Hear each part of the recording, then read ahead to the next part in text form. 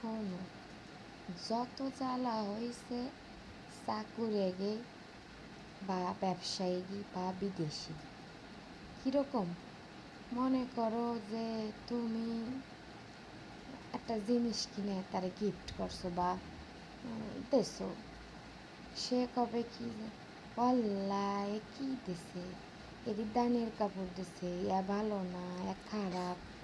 কিন্তু যেই তুমি টাকা দেবা সেই কিন্তু সে সুর করে টাকাটা নেবে, নিয়ে ব্যাঙ্গে ফেললে সেটার আর নাম নেই। কিন্তু তুমি যদি কিনে দাও সেটা নিয়ে এসে নষ্ট করে কবে কি ভালো না, এই দেশে কোন পথে হাঁটলে ভালোভাবে থাকবা? ভালো পথে হাঁটলেও জ্বালা, মন্দ পথে হাঁটলেও জ্বালা, জ্বালা আর জ্বালা, মানুষের জ্বালার কোনো শেষ নেই।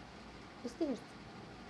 আমি তাই শুয়ে শুয়ে ভাবতেছি, এই যে আমরা দিই 300-400 টাকার জামাও পরে ঘুরি, তা আগে কিনে দিতে গেলে 600, 700, 1000, তার নিচে তোর কিনবে না। আমরা কি এত বড় লোক যে এক গাড়ি 4টা কিনে দিতে পারবো?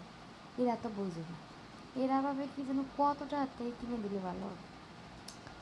তারপরে আবার ধরো টাকা দেবা, টাকা দিলে কবে কি এই টাকা দিলে হয়?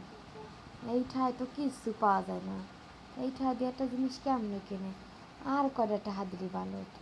মানে এরা বোঝে না যে একজন কি দেয়, দিলে তো মেলা কয়জন দিতে হয়, 5-7 জন, মেলা কয়জন দিতে গেলে তখন তো মনে করেন যে মেলা লাগে না, মেলা লাগে না। তাই এই যে বোঝে না, তার সাথে কি কোনো কথা কওয়া যায়?